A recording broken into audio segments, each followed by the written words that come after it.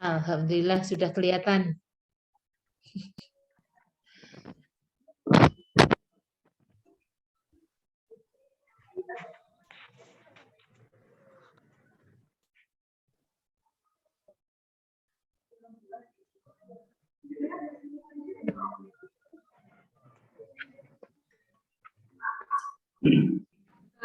Mohon maaf, sebelum kita mulai webinar yang hari ini, mohon untuk diperhatikan audio berada pada posisi unmute dan video berada pada posisi on.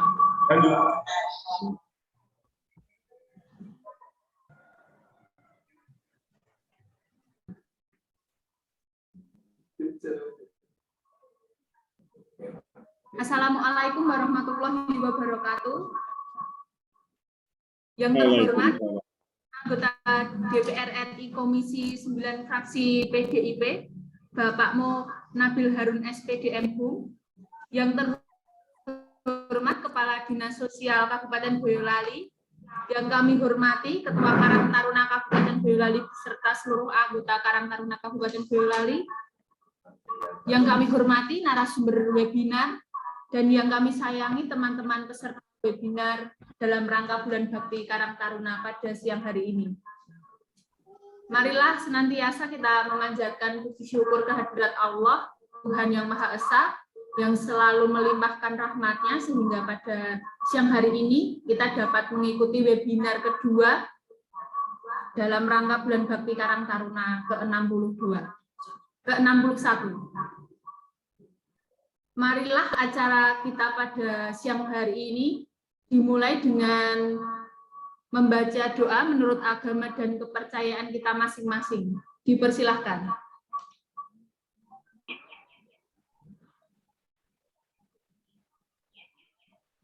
Cukup. Acara yang selanjutnya menyanyikan lagu Indonesia Raya dilanjutkan Mars Karang Taruna. Para peserta webinar dimohon untuk berdiri.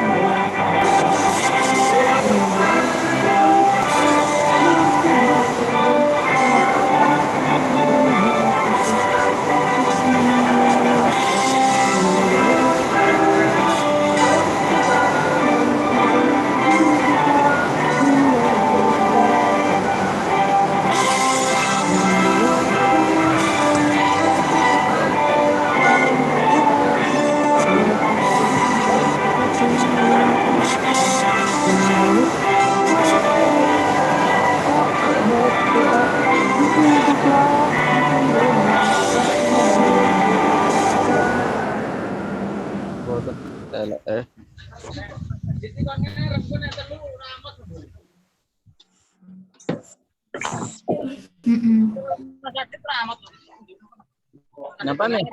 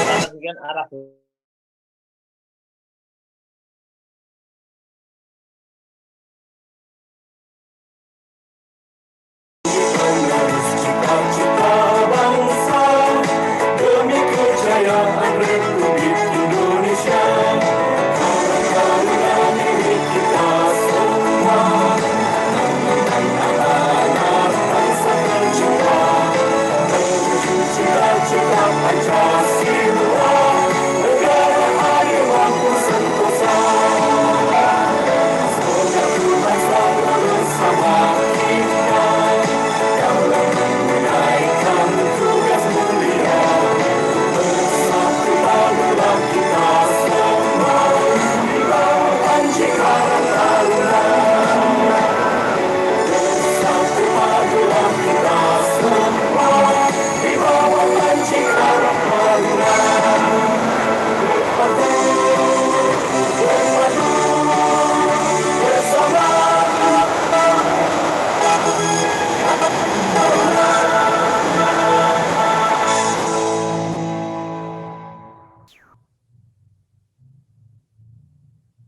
tadi mohon duduk kembali.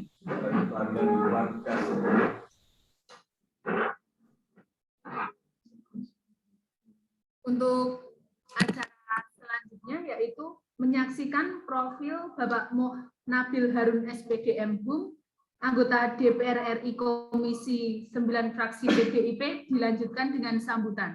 Kepada yang terhormat Bapak Moh Nabil Harun SPD MHUM disilakan.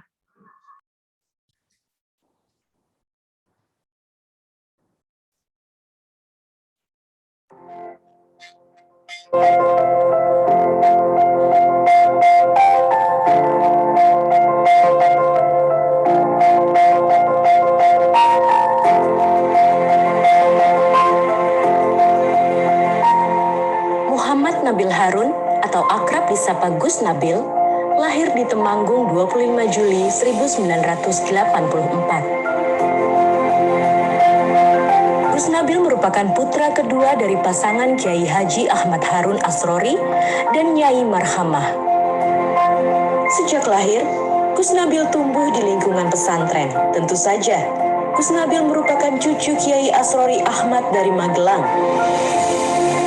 Beliau adalah pendiri pondok pesantren Rodotul Tulab Wonosari dan sosok kiai penulis prolifik dengan ratusan karya beraksara Jawa Pegon.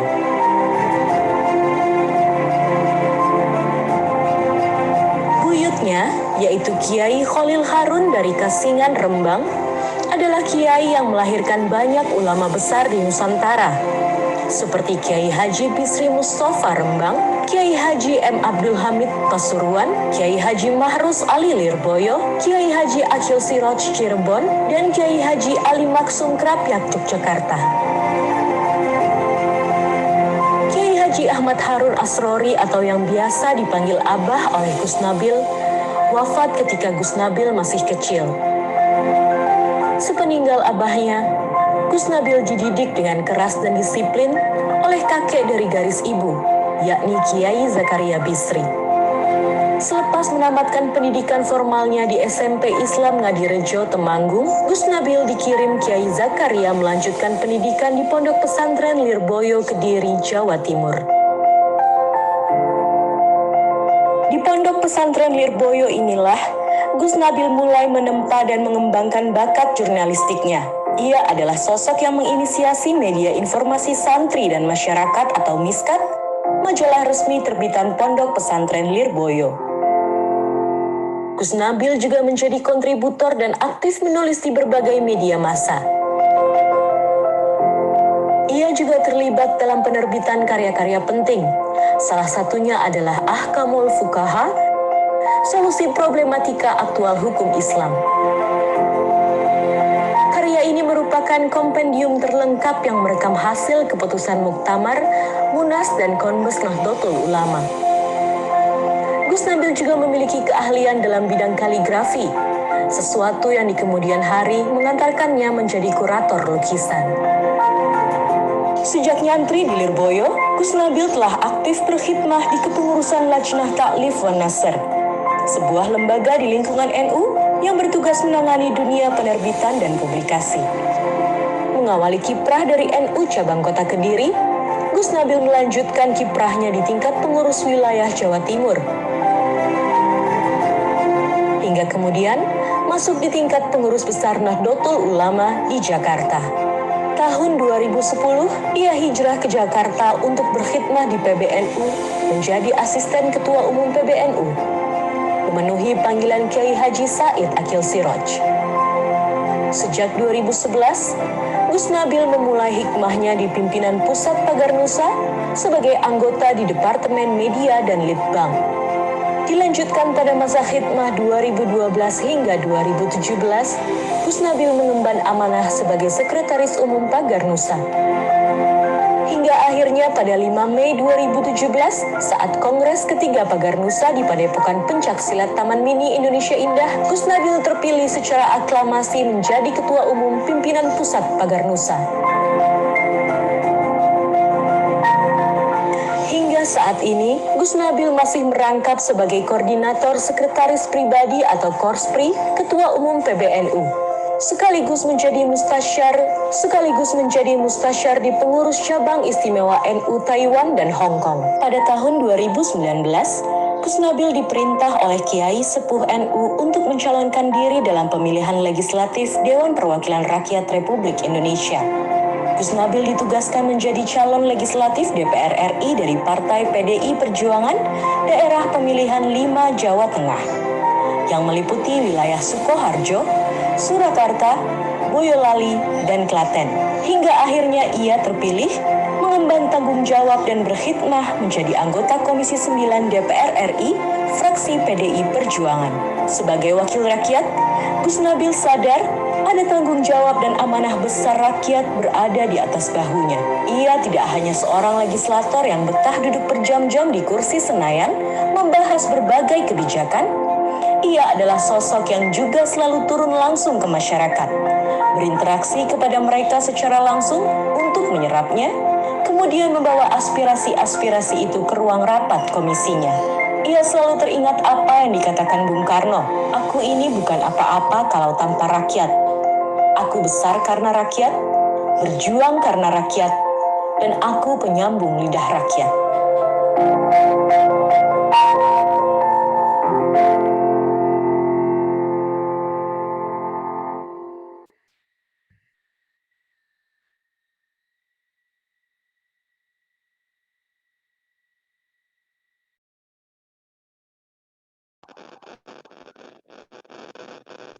Assalamualaikum warahmatullahi wabarakatuh. Salam sejahtera untuk kita semua. Shalom, Om Swastiastu, Namo Buddhaya, salam kebajikan, rahayu. Bismillah, alhamdulillah, wassalatu wassalamu ala sayyidina wa maulana wa habibina Muhammad Rasulullah wa ala alihi wa sahabatihi wa man tabi'a sunnatahu wa jama'atah min yaumina hadza ila yaumina hadza.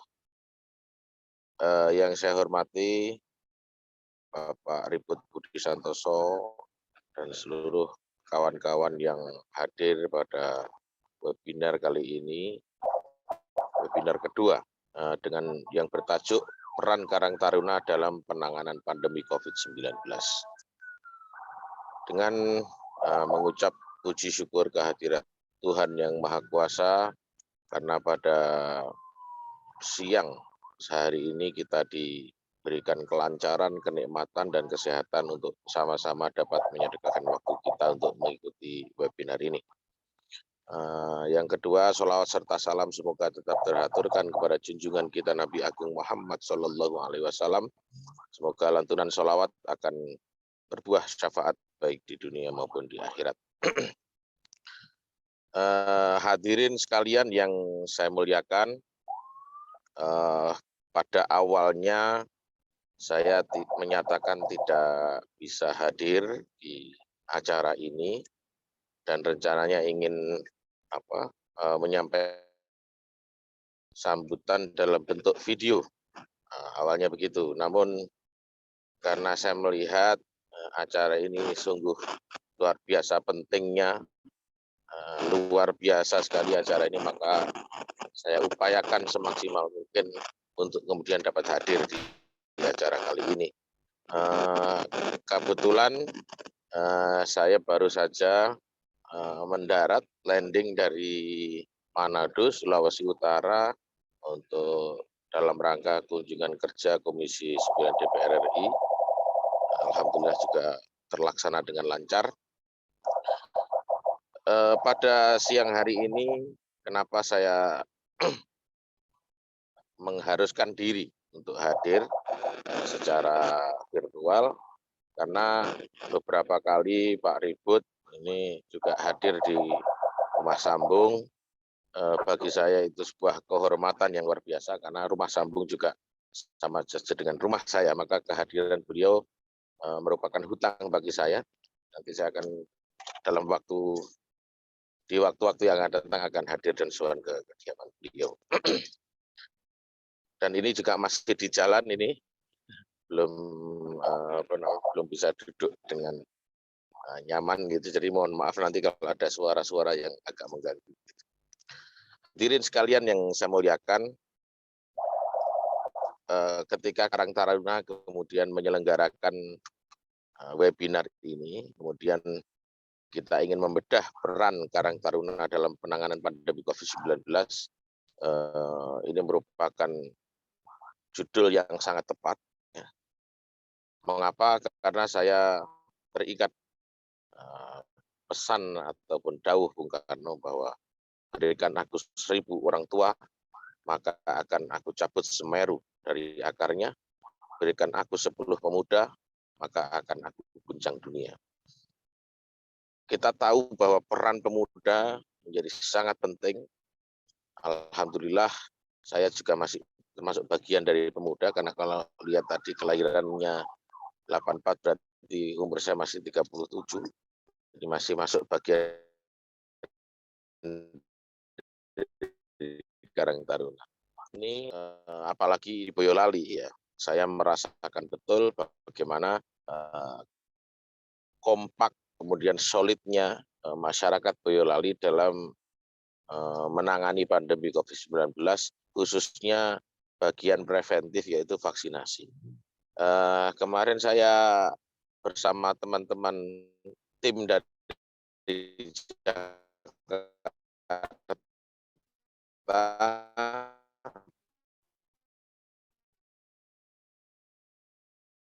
hampir 3 berada di Boyolali masyarakat, mulai dari angka vaksinasi yang masih rendah sekitar 20% hingga akhirnya sekarang sudah di atas 80%. Apa yang saya temukan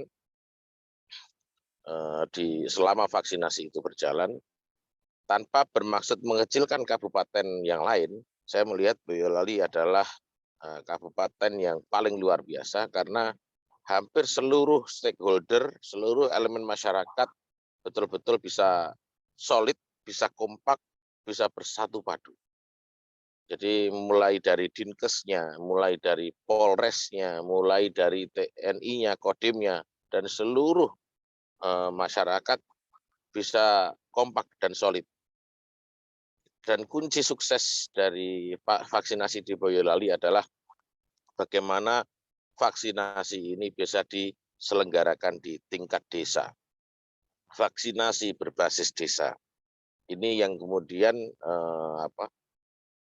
oleh banyak kabupaten kota menjadi contoh, menjadi pilot project bahwa Boyolali yang sukses melaksanakan vaksinasi berbasis desa ini kemudian ingin dicontoh dan ditiru oleh banyak kabupaten lain. Bahkan beberapa kepala daerah datang ke Solo, kemudian menemui saya di hotel untuk bertanya bagaimana resepnya bisa vaksinasi cepat dengan jumlah yang banyak, namun tidak sampai mengambil ataupun mengimpor nakes dari luar Boyolali. Nah, ini kemudian saya ceritakan, saya gelorakan, saya glorifikasikan cerita-cerita sukses di Boyolali ini kepada teman-teman kepala daerah. Dan alhamdulillah konsep yang dimiliki oleh Boyolali adalah konsep yang sederhana, konsep yang tidak terlalu sulit. Namun karena selama ini mungkin hal-hal yang simpel itu mungkin bisa ditemukan setelah melewati yang sulit-sulit.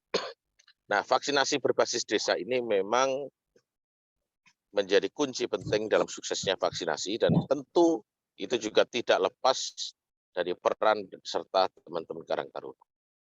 Ini dalam urusan vaksinasi.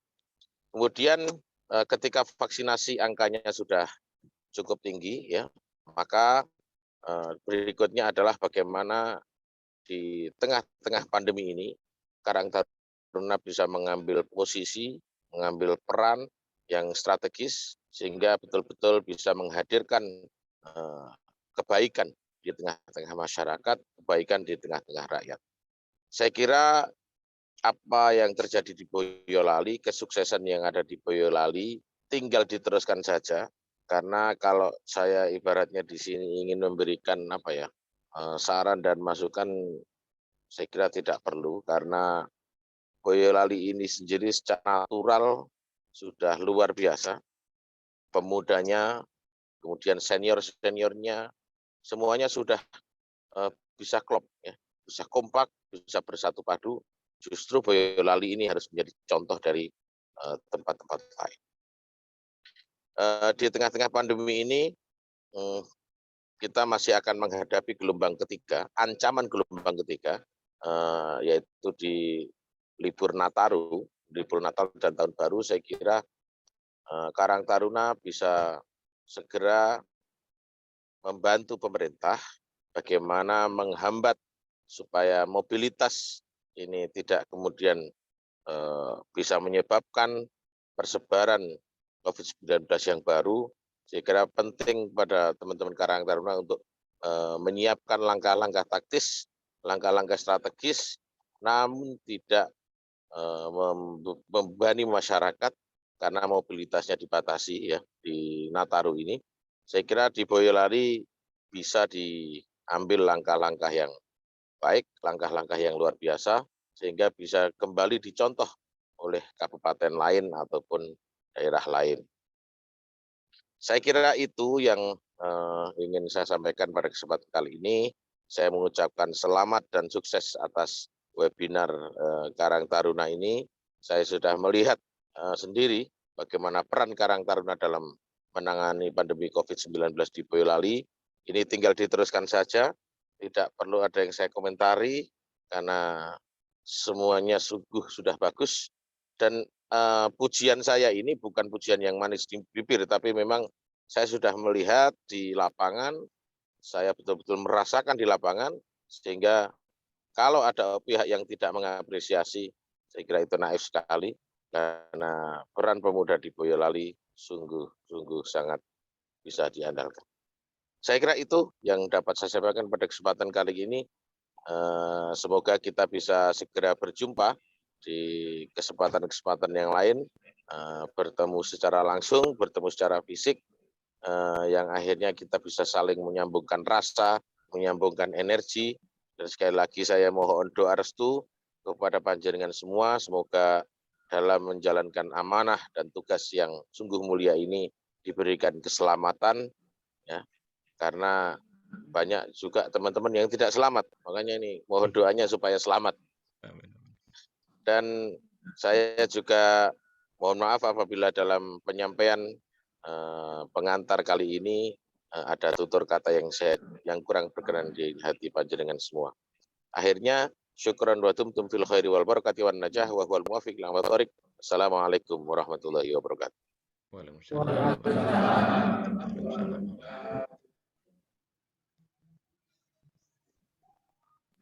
Terima kasih atas sambutan yang telah diberikan. Untuk acara selanjutnya yaitu sambutan dari Ketua Karang Taruna Kabupaten Boyolali. Kepada yang terhormat Bapak Ribut Budi Santoso, disilahkan. Terima kasih Mbak Resti. Assalamualaikum warahmatullahi wabarakatuh. Waalaikumsalam warahmatullahi wabarakatuh. Terima kasih. Yang pertama saya aturkan kepada Gus Nabil yang kerso jadi penyemangat bagi kita Karang Taruna di Kabupaten Boyolali, dan kita doakan Gus Nabil tetap sehat, kuat untuk mengawal NKRI ini menjadi bardatan thayyibatun warubun gobur. Allahumma amin. Ibu Bapak sekalian yang saya hormati, Kepala Dinas Sosial Kabupaten Boyolali, yang saya hormati para pembicara, ada dari Dinas Sosial, ada dari Dinkes, Ibu Kepala Dinkes Kabupaten Boyolali, dan Ibu Bapak sekalian. Yang pertama, sekali lagi saya ucapkan terima kasih kepada Ibu Bapak sekalian yang pada kesempatan hari ini mempunyai waktu yang longgar, sehat, untuk kita bersilaturahmi walaupun secara webinar, walaupun secara virtual dengan keadaan sehat. Ibu Bapak sekalian, saya matur di hadapan Ibu Bapak sekalian, ini ada webinar yang kedua kalinya. Yang pertama sudah kita lalui, ini yang kedua, dan nanti akan ada beberapa webinar sampai ke 5 kali kita. Karena ini dalam acara apa? Memperingati hari ulang tahun Taruna yang ke-61 begitu. Terus selanjutnya Ibu Bapak sekalian, Karena yang webinar yang kedua ini kita mengambil peran Karang Taruna dalam penanganan pandemi COVID-19. Memang COVID ini sudah 2 tahun, hampir 2 tahun, nggih, melanda di Indonesia, NKRI ini, tetapi tidak hanya di Indonesia, tapi seluruh dunia ada pandemi COVID-19. Nah, penanganannya nanti kita mohonkan dari Dinas Kesehatan untuk bisa memberikan informasi kepada kita sejauh mana sebetulnya di Kabupaten Boyolali sudah mengadakan penanganan terkait dengan COVID-19. Terus selanjutnya nanti juga akan ada dari Dinsos yang tentunya nanti Dinas Sosial akan memberikan beberapa informasi dan data terkait dengan penanganan khususnya di dalam logistiknya terkait dengan COVID-19. Ibu Bapak sekalian, memang benar yang diatur ke Gus Nabil tadi bahwa di Boyolali ini memang ada karakter tersendiri bagaimana kita akan menanganinya. Jadi kita berbasis pada desa. Oleh karena itu, kami juga mohon kepada Ibu Bapak sekalian nanti memberikan beberapa informasi bagaimana sebetulnya di desanya masing-masing ini terkait dengan penanganan. Dan kami juga mohonkan nanti dari Dinas Sosial, dari Dinas Kesehatan, sebetulnya peran Karang Taruna itu ke depannya kayak apa? Karena memang benar yang diatur ke Gus Nabil, kita masih mempunyai warning bahwa kita nanti akan ada gelombang ketiga. Tetapi semoga saja tidak terjadi di NKRI ini.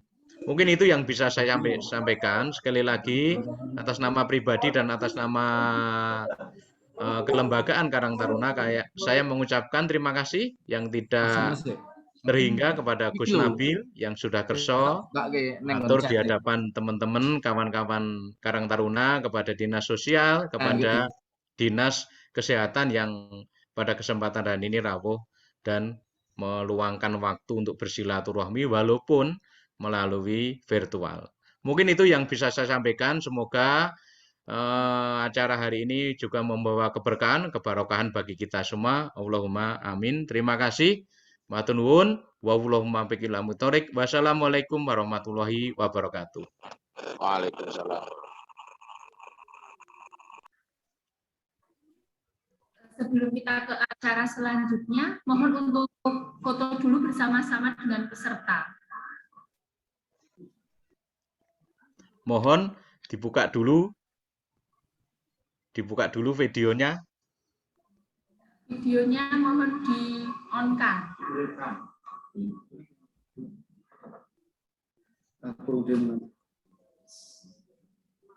Yo.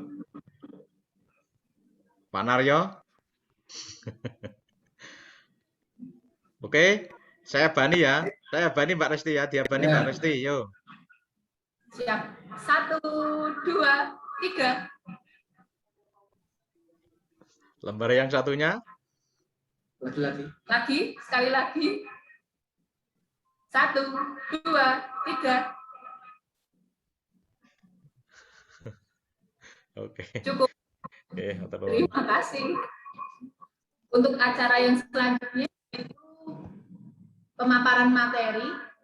Waktu sepenuhnya saya berikan kepada moderator. Monggo Pak Naryo.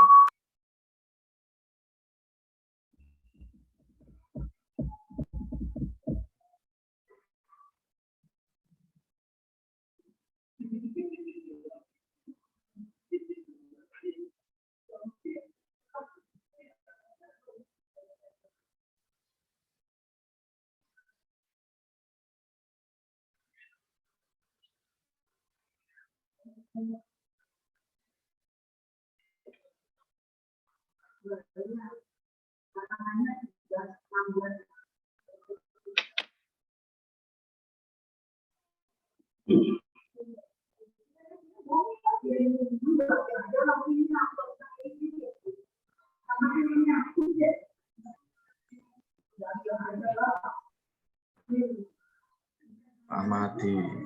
Baik, terima kasih Mbak Ristirinda yang telah memberikan kesempatan kepada saya untuk melanjutkan rangkaian acara webinar pada siang hari ini. Assalamualaikum warahmatullahi wabarakatuh. Selamat siang dan salam sejahtera untuk kita semua. Yang terhormat Bapak Nabil Harun SPD NHUM, anggota Komisi 9 DPR RI dari fraksi PDIP Perjuangan. Yang kami hormati Kepala Dinas Sosial Kabupaten Boyolali, yang kami hormati Kepala Dinas Kesehatan Kabupaten Boyolali, yang kami hormati Bapak Ibu narasumber, yang kami hormati Ketua Karang Taruna Kabupaten Boyolali, yang saya hormati dan yang saya cintai peserta webinar yang mohon maaf tidak dapat kami sebutkan satu persatu yang kami banggakan. Puji syukur marilah selalu kita ucapkan kehadirat Allah Subhanahu wa taala yang telah melimpahkan rahmat serta hidayahnya kepada kita semua. Yang telah memberikan kita kesehatan pada hari ini sehingga kita dapat bertemu dalam acara webinar pada hari ini. Sebelum saya lanjutkan, perkenalan saya mengucapkan selamat Hari Pahlawan. Pahlawanku, inspirasiku. Bapak Ibu yang saya hormati, saya di sini Sunario yang akan memandu acara webinar kedua dalam rangka Bulan Bakti Karang Taruna ke-61, Karang Taruna Kabupaten Boyolali. Webinar kali ini mengangkat tema peran Karang Taruna dalam penanganan pandemi COVID-19. Baik, teman-teman, Mas, Mbak, Jeng, peserta webinar yang saya hormati, pada siang hari ini telah hadir di tengah-tengah kita narasumber yang akan membagikan ilmu kepada kita semua. Narasumber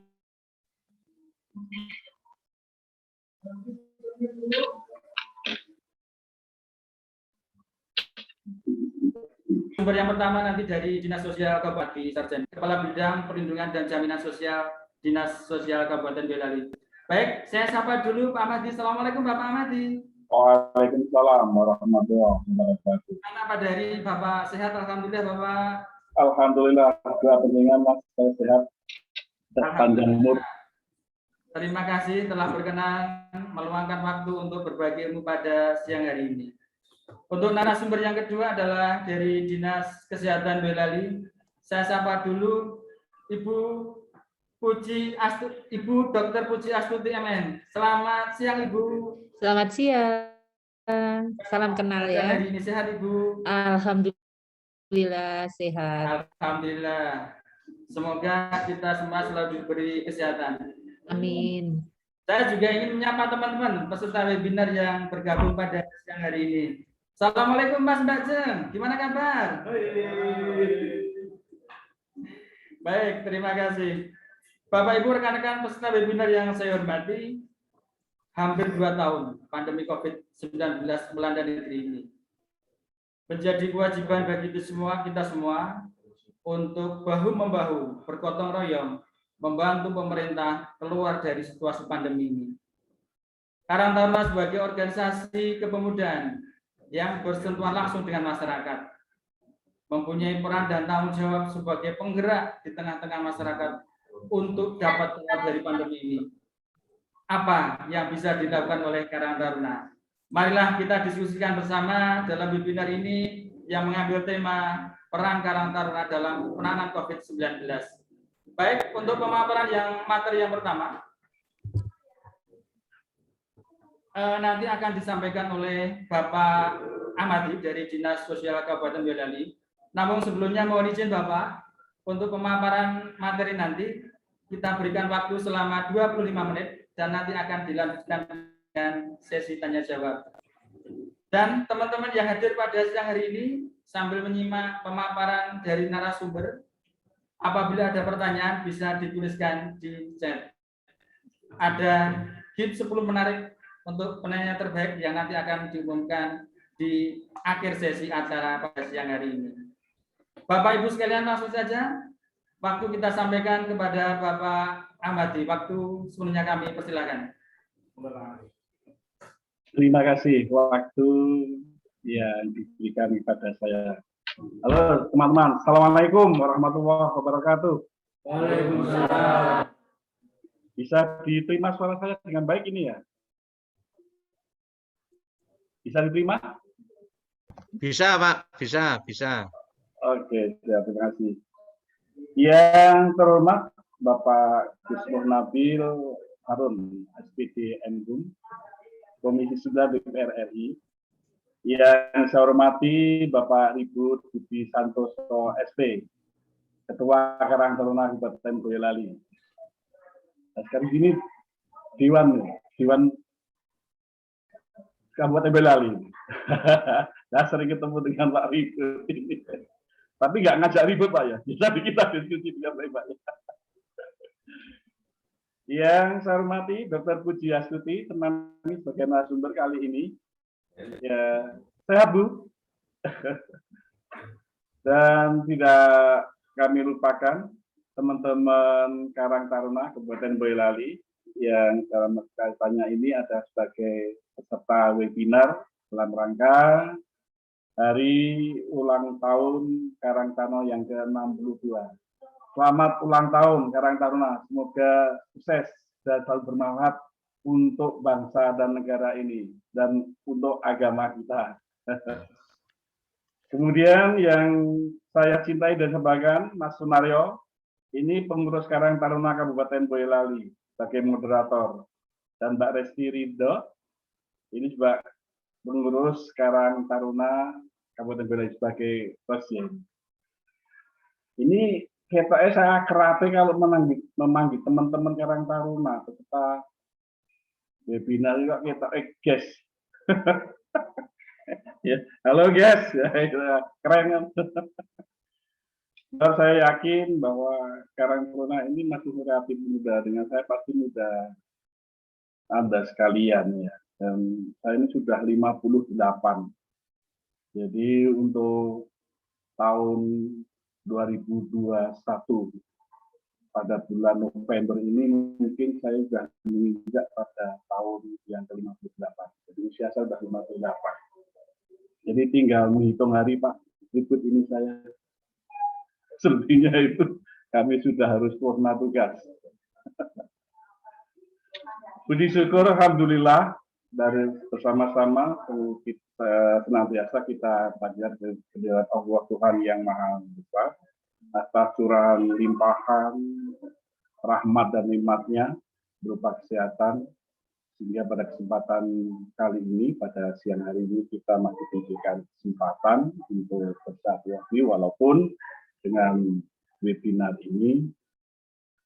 Namun insya Allah ini merupakan satu karunia Allah yang luar biasa di tengah-tengah pandemi COVID-19 yang alhamdulillah ini sudah ada gejala-gejala positif.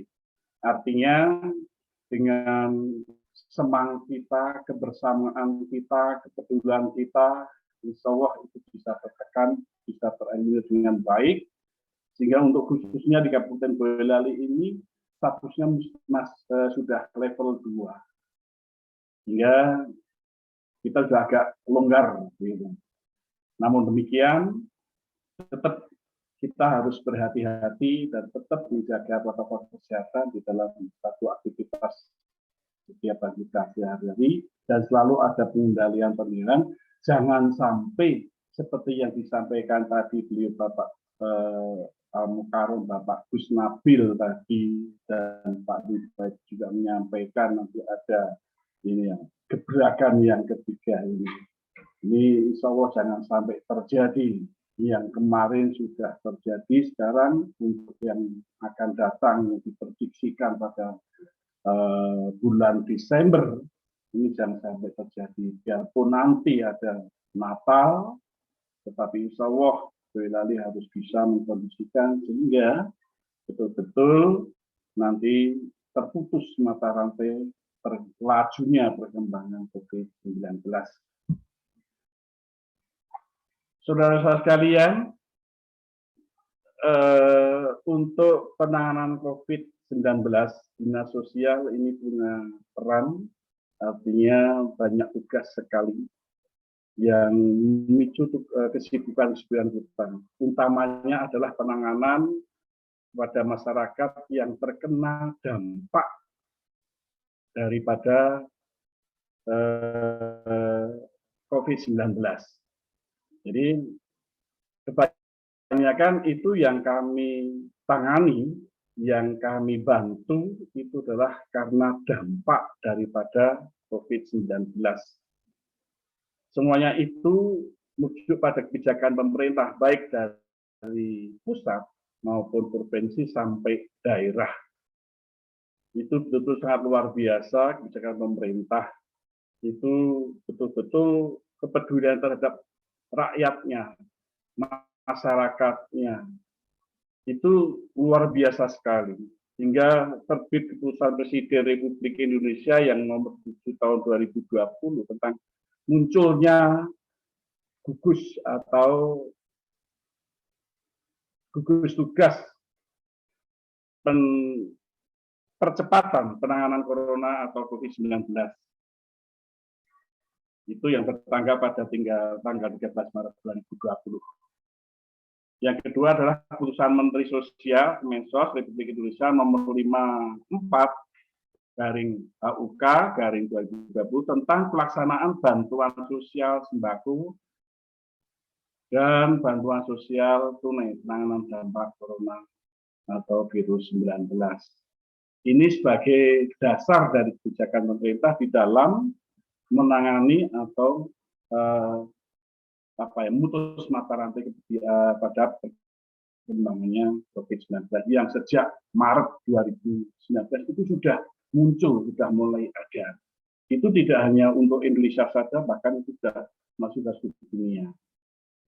Maka sasaran yang paling utama untuk dinas sosial ini adalah yang terkena dampak daripada COVID-19. Ini perlu kami sampaikan kepada teman-teman Karang Taruna, sehingga nanti, atau bahkan kami memang sudah mengetahui kontribusinya, peran sertanya Karang Taruna di dalam membantu kami terkait dengan kebijakan pemerintah tersebut. Sehingga gelontoran bantuan dana yang dari pemerintah itu bisa digulirkan dengan baik secara tepat waktu dan tepat sasaran.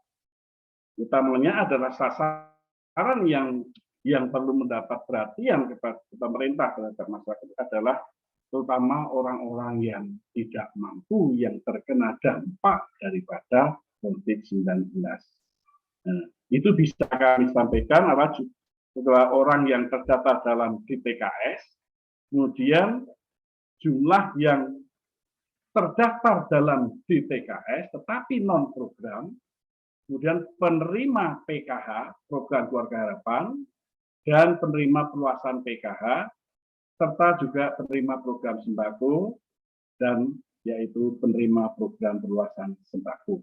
Itu sasaran-sasaran yang mendapat bantuan yang terkena COVID atau dampak daripada COVID-19.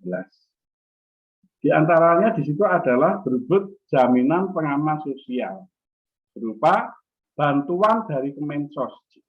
Jadi JPS itu dari Kemensos, kemudian berwujud bantuan itu adalah berebut sembako yang dari provinsi, bantuan JPS tunai dari kabupaten, bantuan jaminan hidup, JADUP namanya, itu dari kabupaten APBD, ya. Kemudian bantuan berupa beras dari Korpri.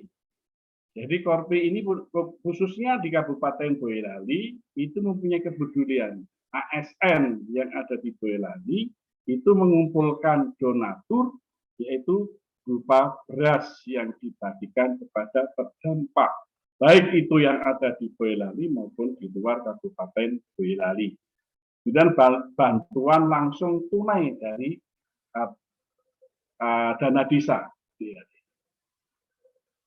Bantuan dari Kemensos, ya, lanjut, itu baiknya.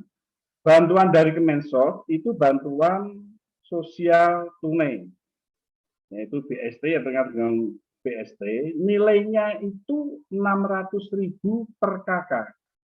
Kalau dulu waktu itu baru 3 bulan, tetapi perkembangan COVID begitu derasnya sehingga diperpanjang.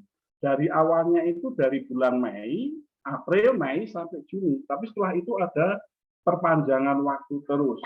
Hingga BST itu kalau tidak salah itu sampai yang ke-12 atau berapa begitu. Nah, kemudian ajuan sebagai kuota sebanyak 47. Itu data yang dulu, mohon maaf. Ya. Kemudian sasaran masyarakat yang masuk dalam DTKS dan non-program. Jadi untuk yang mendapatkan BST itu adalah sasarannya masyarakat yang masuk dalam data terpadu kesejahteraan sosial DTKS, tetapi non program. Sebab saya katakan non program masuk DTKS tapi sudah mendapatkan program seperti sembako atau PKH dan sebagainya. Tapi yang di situ yang mendapat bantuan BST itu adalah yang non program. Dan setelah itu ada bantuan lagi yang perluasan sembako yang by name basis-nya sudah berasal dari Kemensos. Itu sebesar 200.000 untuk perluasan sembako itu 200.000 per bulan per kakak selama 9 bulan. Dan dana disampaikan ke keluarga penerima manfaat atau KPM melalui kartu keluarga KKS. Hanya dapat diterima KPM dengan belanja sembako di e-warung. Sehingga perluasan sembako nilainya 200.000 itu dibelanjakan berwujud sembako di e-warung. Jadi untuk sembako itu mempunyai e-warung yang tersebar di seluruh kabupaten, dan kemudian itu ada di tiap-tiap kelompok yang ada di desa, kecamatan, atau desa itu ada namanya e-warung. Di sana bisa belanja di sana yang menyediakan sembako. Sasarannya adalah masyarakat yang masuk dalam DTKS juga. Kemudian selanjutnya adalah bantuan JPS sembako dari provinsi yang nilainya juga 200.000 rupiah setiap bulan. Dan JPS ini dulu selama 3 bulan, April, Mei, Juni. Jumlah yang diajukan dulu 21.000, awalnya itu hanya 21.000 sekian kakak. Ini juga non DTKS yang tidak masuk dalam DTKS. Nah, saya kira untuk mekanisme ini nggak perlu kami sampaikan, tapi bahwa bantuan itu sasarannya yang jelas itu pada masyarakat yang non DTKS. Selanjutnya adalah bantuan JPS tunai dari kabupaten. Ya, ini sangat luar biasa sekali, dulu 1 bulan sekali. Awal saja kami sudah mengajukan itu sekitar 38 miliar sekian. Ya, bulan sebesar 200, itu besar nilainya per kakak itu ada 200.000 rupiah berwujud uang tunai. Kuota awal itu sudah 64.000. Sudah disuruh dengan kuota yang kedua itu lebih banyak lagi, kalau tidak salah 90 sekian. Nah, kemudian untuk yang ketiga, untuk JPS tunai yang dari kabupaten APBD ini hanya mampu untuk 3 kali atau 3 bulan. Dan masyarakat itu menerima voucher dari kami, dan voucher itu sebagai bukti kalau dia menerima bantuan dari pemerintah daerah, khususnya di Kabupaten Boyolali, uang senilai 200.000 rupiah. Itu bantuan yang pernah bergulir saat pandemi COVID-19. Kemudian ada lagi yang namanya bantuan yaitu jaminan hidup, JADUP. JADUP itu berwujud sembako, nilainya 200.000 rupiah. Dan diperuntukkan kepada siapa? Bantuan JADUP ini sasarannya adalah untuk masyarakat yang terkarantina.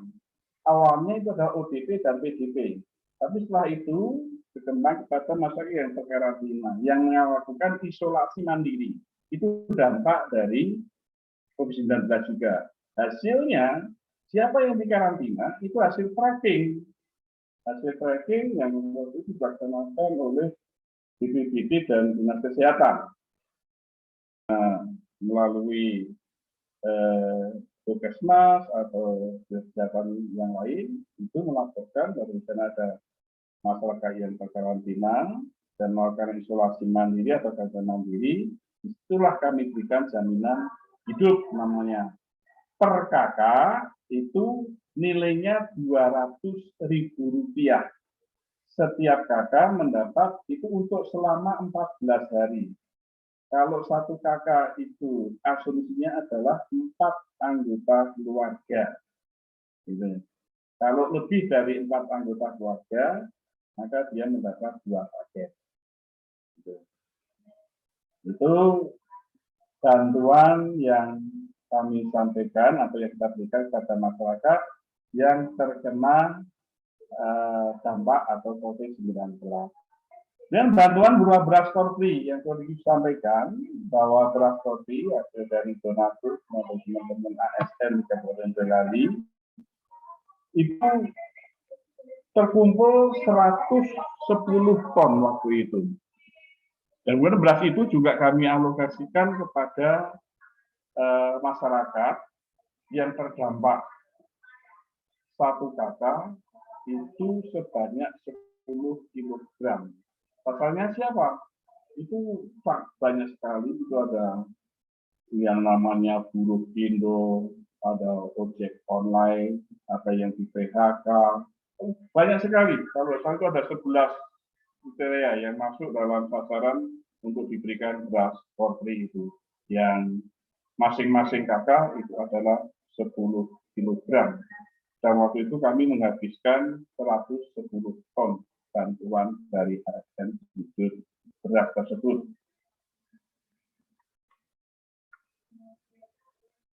Kemudian yang terakhir, bantuan langsung dari dana desa, bersumber dari BD, ya, dana desa, itu nilainya sama dengan pusat, yaitu atau dari Kementerian Sosial, ya, dari kementerian, nilainya adalah 600.000 per kakak. Dan ini juga orang yang masuk dalam DTKS malah, tapi non program. Jadi sasarannya adalah masyarakat yang masuk dalam DTKS, tapi non program. Sama persis yang ada yang di Kementerian Sosial, ada yang dari sana. Nah, itu bantuan yang diberikan oleh dana desa, bersumber dari dana desa. Namanya BLT juga, tapi dari DD. Diberikan untuk 18.000 DTKS non program waktu itu.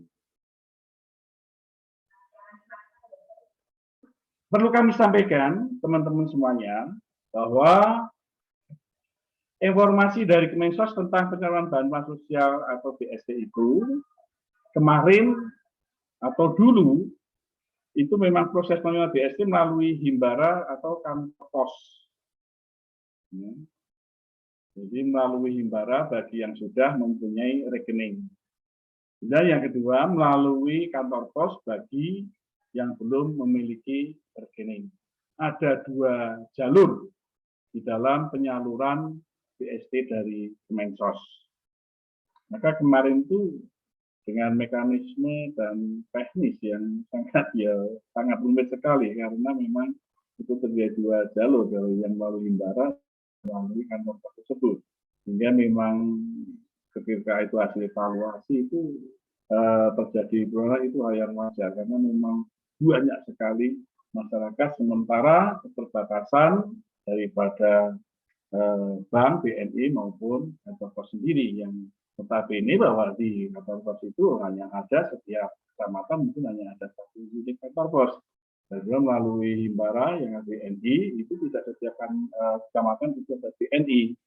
Maka ketika itu memang penyalurannya di tengah-tengah pandemi COVID-19 masih terjadi satu kemudian sebagainya, itu hal yang wajar karena memang di samping itu juga masyarakat ya yang namanya bantuan itu biasanya diundang jam 09.00 itu tekannya jam itu sudah tunggu gitu. Sementara teknis kadang-kalanya itu kita mengundangnya jam 9 itu sudah jam 8 sudah ada. Ya tidak menjadi gelombang kehadiran masyarakat tidak bersamaan sudah diatur gitu, tapi kadang-kadang masyarakat seperti itu yang terjadi. Jadi itu hal yang perlu dinamun. Saudara-saudara sekalian, bahwa penyaluran yang terjadi kemarin itu sebagai pengawasannya itu adalah ada unsur-unsur yang terkait seperti Babinsa, kemudian dari kepolisian, dari Polsek, dan juga dari gugus COVID yang ada di kecamatan maupun yang ada di desa. Itu saudara sekalian. Jadi informasi yang dapat kami sampaikan sesuai dengan tugas dan fungsi daripada Dinas Sosial terkait dalam penanganan COVID-19, ini kalau kami adalah menyalurkan bantuan baik yang bersumber dari pusat, dari APBN, dari provinsi maupun dari daerah ataupun dari swasta dan sebagainya, itu sudah kami bisa salurkan dengan baik. Insya Allah tidak ada penyimpangan. Tapi kalau tanya kendala, itu pasti ada. Kendala-kendala kami terkait dengan proses penyaluran terhadap bantuan tersebut, itu pasti ada. Terutama soal data. Pasti itu nanti saya akan digenjot dengan masalah data. Karena memang data ini sebenarnya memang masih sangat rumit sekali, bahwa pastinya itu yang tidak tepat sasaran itu pasti ada. Walaupun kami sudah memberikan rambu-rambu, sasaran kita adalah bla bla bla, tapi ternyata pada kenyataannya sasaran itu masih ada di lapangan, ya. Itu yang tidak tepat, itu hal yang wajar. Tapi biasa nih, 1000 100 tepat, ya. Yang 100 tidak. Ini yang menjadi persoalan adalah yang 100 ini, gitu loh. Atau yang 10 hanya 10, nah, yang 990 itu kadang-kadang nggak kelihatan, tapi yang kelihatan bermasalah itu adalah yang 10 yang tidak yang ini wajar sekali. Maka kendala yang kita hadapi waktu itu adalah pendataan yang terlalu singkat, sehingga resiko kumpulan data itu tidak bisa tercover atau bahkan ada data yang ganda atau tidak valid dan sebagainya. Form data dari desa tidak sesuai. Jadi kami sebelum sudah mungkin katakanlah memberikan data kepada desa, tapi yang masuk kepada kami kadang-kadang tidak sesuai dengan form yang sudah kami berikan. Proses usulan dan verifikasi dari desa ternyata tidak sesuai. Jadi waktu yang ditentukan tidak sesuai dengan waktu yang sudah ditentukan. Usulan dari Pemda dalam proses perbaikan, NIK dan sebagainya. Katakanlah NIK yang diberikan dicantumkan dalam data tersebut tidak valid, ini menjadi satu persoalan. Dan upload terkendala NIK tidak valid. Ini beberapa kendala yang bisa kami sampaikan sehingga terjadi persoalan di lapangan ketika banyak sekali persoalan yang ada di lapangan. Itu tentang pengelolaan jaring pengaman sosial dan sebagainya, jauh itu tidak perlu, Mas. Lanjut, ya. Dan mekanisme perbaikan sudah terus saja, terus, ya, nah. Jadi itu, saudara sekalian, ya, peran dinas sosial. Mudah-mudahan dengan informasi yang dapat kami sampaikan, maka kami berharap ke depannya nanti, pasti sampai seperti yang sampaikan Pak Ribut tadi, nanti ada gelombang ketiga pada bulan Desember ini berdos tenang. Tapi kami berdoa mudah-mudahan tidak. Ya Pak ya. A'udzubika minal barosi wal jununi wal jundami. Ini harus kita latunkan terus agar Indonesia khususnya Boyolali ini nanti tidak akan terjadi gelombang ketiga. Kita direksa atau dipelihara oleh Allah. Jangan sampai kita nanti selalu ditekan dengan adanya COVID-19, lajunya. Itu Pak Ribut setuju ya? Sehingga gini, teman-teman Karang Taruna khususnya ini nanti bisa ambil peran khususnya untuk di daerah masing-masing, di tingkat desa atau tingkat kecamatan sebagainya, gabunglah dengan kelompok-kelompok seperti gugus COVID yang ada tingkat kecamatan atau Jogotongo yang Jogotongo saat ini betul-betul sangat efektif di dalam ikut berperan di dalam menangani COVID-19 ini. Sebab kepedulian di sana sangat penting sekali. Sebab yang kemarin yang saya tahu, kalau memang Jogotongo ini diberdayakan dengan maksimal, maka COVID-19 yang ada di tingkat bawah itu bisa tertekan. Karena apa? AGN gejala-gejala ini sudah ada, sudah dilaporkan, ditangani dan sebagainya. Kemudian masalah penanganannya, oh ya isolasi mandiri. Bagaimana Karang Taruna ini sudah ambil penting, tak golek dana, tak golek fee supaya ini bisa setara dengan sebagainya, banyak sekali bisa lakukan peran sebagai Karang Taruna, jiwa mudanya tumbuh, kepedulian, wes pokoknya bisa berbuat. Manusia yang baik itu adalah bermanfaat untuk orang kan begitu. Nah itu. Mudah-mudahan ini nek cuek masa bodoh sebenarnya atau bahkan malah justru muda-muda yang wah sing nyponsori kongko gitu, nongkrong di jalan sebagai jangan sampai lah nanti peran Karang Taruna di sini punya kontribusi terhadap itu persoalan seperti itu. Jadi eneng pemuda sing marai tanpa masker, tanpa cuci tangan, tanpa apapun, mengabaikan protokol kesehatan yang ada di jalan-jalan, yang ada di kelompok, ada di mana saja, itu saya sering seperti itu, maka Karang punya kepedulian untuk memberikan solusi terhadap habitatnya gitu, terhadap kelompok teman-temannya. Jadi itu harapan kami. Ini betul-betul kami berkata Karang Taruna di ulang tahunnya yang ke-62 ini semakin dewasa, semakin matang, semakin punya prinsip idealisme yang luar biasa. Seperti itu. Terima kasih, itu yang kami sampaikan. Mohon maaf sekarangnya, kita kok pas Mas Naryo. 25 mal lebih 3 menit ini. Terima kasih atas perhatiannya. Maka langsung ada tanya Pak Alwo nanti. Mas Naryo.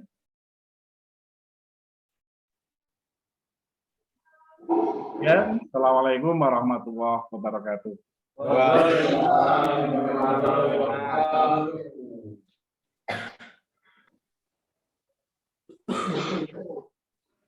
Baik, terima kasih Bapak Haji yang telah memberikan materi yang luar biasa pada. Mari kita berikan apa saja untuk Bapak.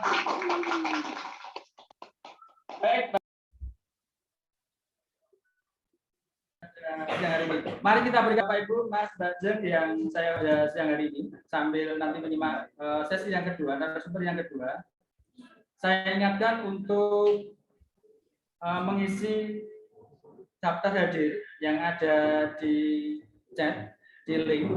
Nanti setiap yang mengisi absensi akan mendapatkan e-sertifikat. Sekali lagi saya ingatkan, ada 10 gift menarik untuk penanya yang terbaik yang nanti akan diumumkan panitia di akhir acara, dan nanti semua peserta akan mendapatkan e-sertifikat dan nanti akan diinformasikan lebih lanjut. Dan saya mohon untuk semua peserta mengisi link yang sudah ada di chat untuk absensi pada siang hari ini. Bapak Ibu Mas Bajeng yang saya hormati, ada beberapa yang bisa kita ambil manfaat yang telah disampaikan oleh Bapak Ahmadi tersebut, bahwa Dinas Sosial, Kementerian Sosial Provinsi Jawa Tengah sudah hadir dalam upaya penanganan COVID-19. Di antaranya adalah berbagai macam bantuan yang telah disampaikan beserta petunjuk-petunjuk teknis yang ada. Baik, untuk acara sesi yang kedua yang nanti akan dipaparkan oleh Ibu Dr. Puji Hastuti MM selaku Kepala Dinas Kesehatan Boyolali. Mohon izin Ibu, waktu penyampaian materi nanti maksimal 25 menit dan nanti akan dilanjutkan dengan sesi tanya jawab. Kepada Ibu Dr. Puji Hastuti MM, waktu sebelumnya kami persilakan. Semoga Ibu. Terima kasih Pak Sunaryo sebagai moderator. Yang kami hormati Bapak Gus Nabil Harun. Maaf, sudah dengar nggih? Ampun, Bu. Sudah. Sampun. Oh, iya. Sampun. Ya, yang saya hormati Gus Nabil Harun, SPD MHUM, kemudian sebagai anggota Komisi 9 DPR RI, Bapak Ribut Budi Santoso, sudah lama nggak ketemu Pak Ribut, sudah kurus lagi.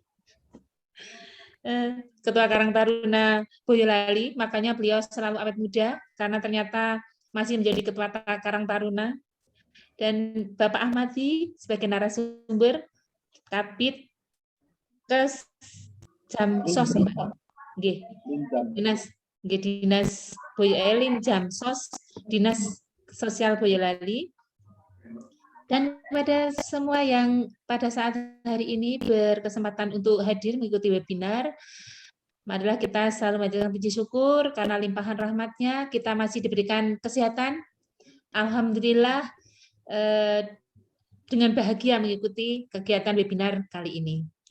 Langsung saja nggih, biar tidak terlalu lama. Monggo Mas untuk bisa disampaikan. Ini ya, peran Karang Taruna di dalam penanganan pandemi COVID-19. Mungkin untuk itu kita bisa merefresh lagi. Kalau selama ini sudah sering mendengar COVID-19, ini kita refresh lagi nggih. Apa itu COVID-19? Coronavirus Disease 2019 adalah penyakit yang disebabkan oleh virus Severe Acute Respiratory Syndrome Coronavirus 2 atau SARS-CoV-2. Ini patofisiologinya, virus masuk dalam tubuh melalui saluran pernafasan, penurunan mekanisme pembersihan virus atau viral clearance, penurunan kerja sel T, kemudian peningkatan terhadap kerentanan terhadap inflamasi yang berlebihan pada sindroma badai sitokin. Nah, setelah itu terjadilah kerusakan multi organ. Lanjut, biar seger lagi. Ya, bagaimanakah tanda-tanda dan gejalanya COVID-19? Walaupun sekarang tandanya itu sudah tidak murni seperti ini lagi, karena timbulnya adalah berbagai macam, karena timbulnya banyak varian, tetapi yang masih mendominasi adalah demam atau meriang, nyeri kepala, anosmia, batuk, nyeri tenggorokan, sesak napas, nyeri otot pegal-pegal. Ini yang paling berat adalah kalau sudah terjadi sesak nafas. Upaya pencegahan COVID-19 ini adalah seperti keadaan biasa, yaitu adalah mencuci tangan dengan air dan sabun atau dengan hand sanitizer. Selalu menggunakan masker, terutama pada saat keluar rumah, tidak berkumpul atau berkerumun, dan selalu menjaga jarak minimal 2 meter. Mengurangi kontak fisik seperti berjabat tangan, terapkan etika batuk dan bersin. Etika batuk dengan bersin itu seperti ini. Kalau selama ini kita kalau batuk kan begini, begitu ya. Padahal kalau begini megang kemana-kemana, nah ini sudah. Jadi etika batuknya adalah seperti ini. Hindari menyentuh area wajah sebelum mencuci tangan, menjalankan pola hidup bersih dan sehat, istirahat yang cukup, dan menjaga kebugaran tubuh. Lanjut. Oke, lanjutkan. Nah, dalam pencegahan dan penanganan COVID-19, perlu keterlibatan semua sektor. Karena apa? Pandemi COVID-19 ini adalah penularannya dapat terjadi di mana saja, kapan saja, dan kepada siapa saja. Jadi untuk COVID-19 itu tidak melihat kaya miskin, ganteng, nggak ganteng, semuanya bisa terkena COVID-19. Intervensi dilakukan secara bersama melalui gerakan gotong royong, penerapan kebijakan yang bersifat top-down, dan sangat tegas kadang memang diperlukan. Seperti penerapan pembatasan wilayah dengan berbagai perangkat hukumnya, dengan melibatkan petugas dalam mengawasi setiap mobilitas masyarakat dan memaksa masyarakat untuk mematuhinya. Hal ini akan menjadi tidak efektif apabila kejadian wabah berlangsung dalam waktu yang cukup lama, karena mesti akan terjadi kebosanan atau masyarakat itu menjadi cenderung untuk tidak peduli. Nah, inilah perlu melibatkan masyarakat. Berdasarkan instruksi Gubernur Jateng selalu Ketua Gugus Tugas Percepatan Penanganan COVID-19 Jateng nomor 1 tahun 2020 tentang pemberdayaan masyarakat dalam percepatan penanganan COVID-19 di tingkat rukun warga atau RW melalui pembentukan Satgas Jogo Tonggo. Nah, inilah salah satunya pelibatan kelompok generasi muda atau Karang Taruna. Lanjut. Nah, ini Karang Taruna. Ini padahal ini organisasi penjenengan nggih. Ini saya ungkap, ini saya lihat di literaturnya seperti itu. Karang Taruna adalah merupakan wadah pengembangan generasi muda yang tumbuh atas dasar kesadaran dan rasa tanggung jawab sosial dari, oleh, dan untuk masyarakat, khususnya generasi muda di wilayah desa atau kelurahan atas komunitas sosial derajat yang terutama bergerak di bidang kesejahteraan sosial. Karang Taruna bisa memberikan kontribusi dalam berbagai upaya mengelola dan menangani masalah sosial.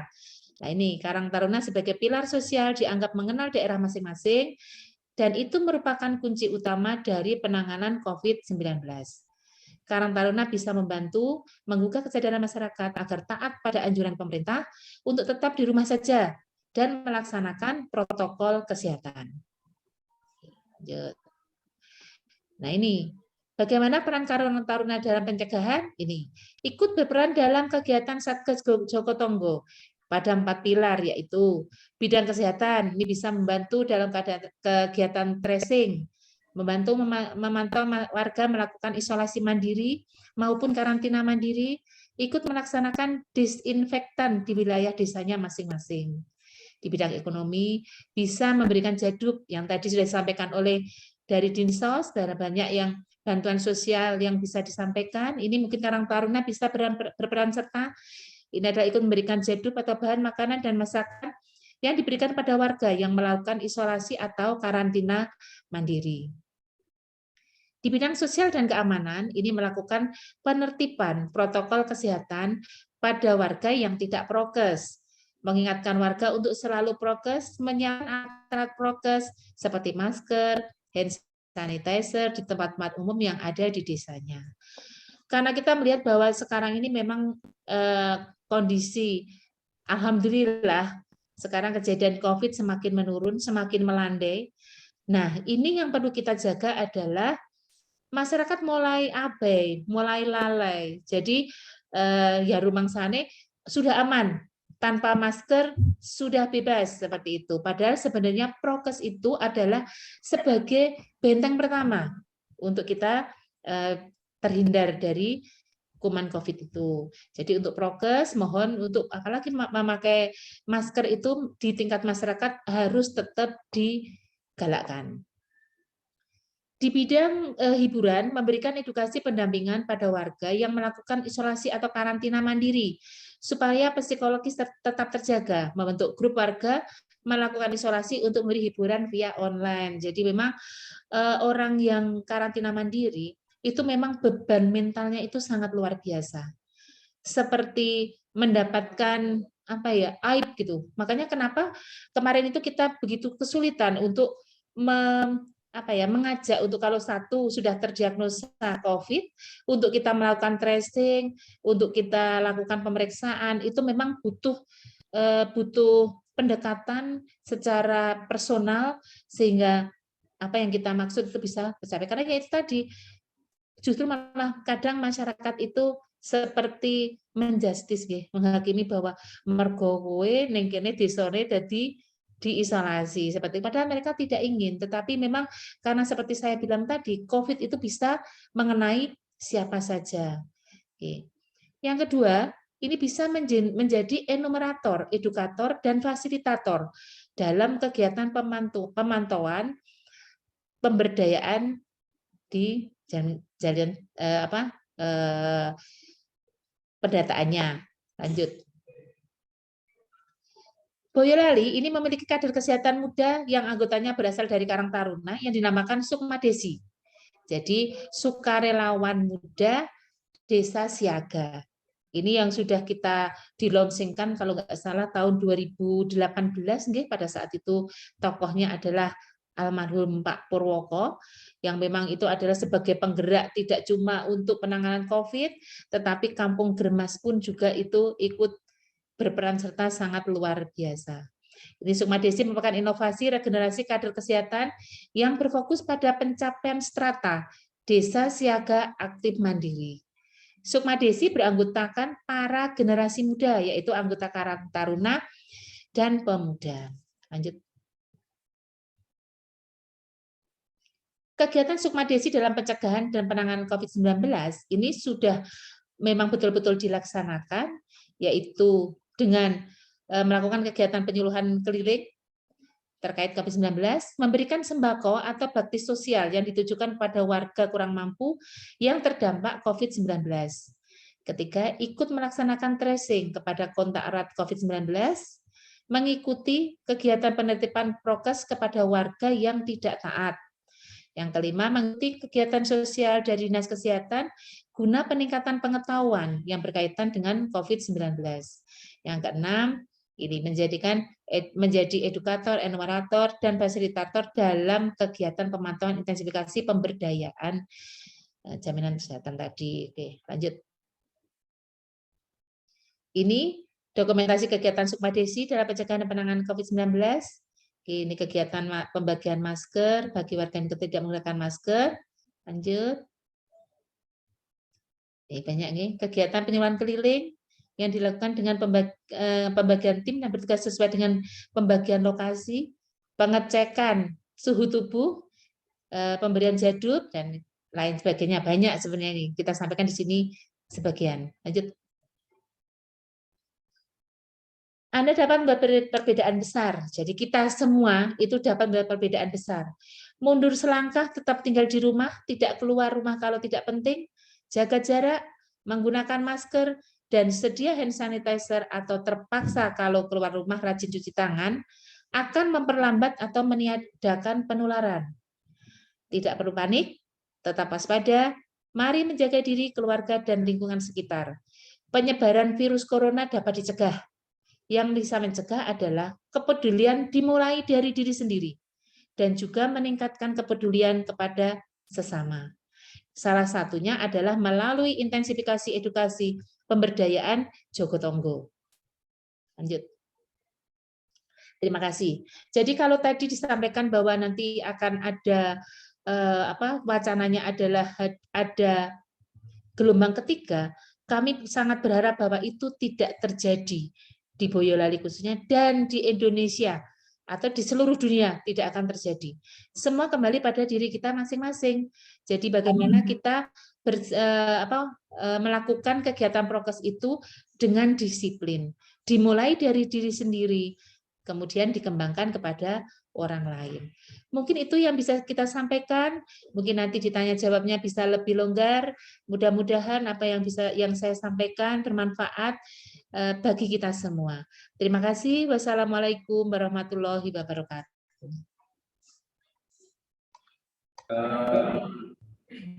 Baik, terima kasih Ibu.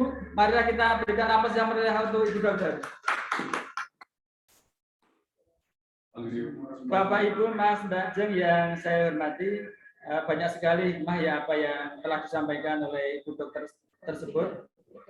Di antaranya walaupun kita sudah vaksin 2 kali, kita tetap menerapkan protokol kesehatan yang lengkap dan tadi juga sudah banyak disampaikan tentang peran Karang Taruna di dalam upaya penanganan COVID-19 dengan membantu stakeholder yang ada di wilayah dalam upaya penanganan COVID-19. Baik, Bapak, Ibu, Mas, Mbak Jeng yang saya hormati, saya ingatkan sekali lagi bagi teman-teman yang baru saja bergabung, yang belum mengisi absensi, saya mohon untuk mengisi absensi karena nanti akan mendapatkan e-sertifikat. Dan nanti apabila masih ada pertanyaan kaitannya dengan materi-materi yang telah disampaikan, nanti bisa ditanyakan secara langsung ataupun nanti bisa ditulis di chat yang sudah ada. Bapak Ibu yang saya hormati, acara selanjutnya adalah sesi tanya jawab dan diskusi. Ini nanti apabila ada penanya atau ada yang bertanya, mohon untuk menunjukkan telapak tangannya. Nanti akan kita pilih sesuai dengan urutan yang ditanyakan. Baik, pertama ada Mas Priyadi Liana.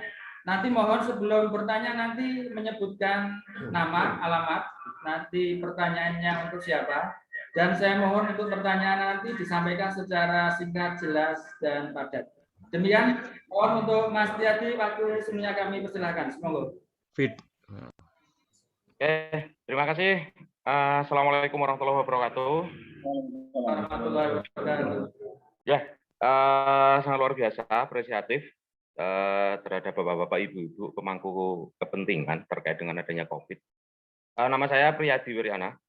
Saya Ketua Karang Taruna di Desa Kadireso, kebetulan juga menjadi anggota Sukmadesi dan juga relawan KSR di PMI Kabupaten Boyolali. Dalam hal ini ada 2 pertanyaan, mungkin nanti poinnya kepada Bapak Hamadi dan juga Dr. Pujiasti. Ini mungkin bisa menjadi acuan kami nanti untuk melakukan hal-hal langkah-langkah penanganan lanjutan. Sebelumnya kami gambarkan dulu Bapak, Ibu, semuanya bahwa Karang Taruna yang ada di Desa Kaderso, kami sangat bersinergi sekali dengan apa yang sudah disampaikan tadi pemaparan dari Bapak Ahmadi dan Dr. Puji, bahwa kami harus ambil peran di situ. Kami sudah ambil sangat peran dengan mendirikan posko pengaduan ini di tingkat desa, di tingkat dusun. Kita bersinergi dengan satuan tugas yang ada di Kelurahan Kaderso. Dari apa yang disampaikan dari Pak Ahmadi, pertanyaan saya bahwa kami mengalami kendala banyak sekali terkait dengan pembagian bantuan-bantuan sosial. Seperti tadi sudah diuraikan di akhir sesinya Bapak Ahmadi, kendalanya adalah terkait dengan data. Apa yang dilakukan oleh dinas sosial ataupun pemerintah atau pihak terkait ketika ada pendataan yang mungkin tidak sesuai dengan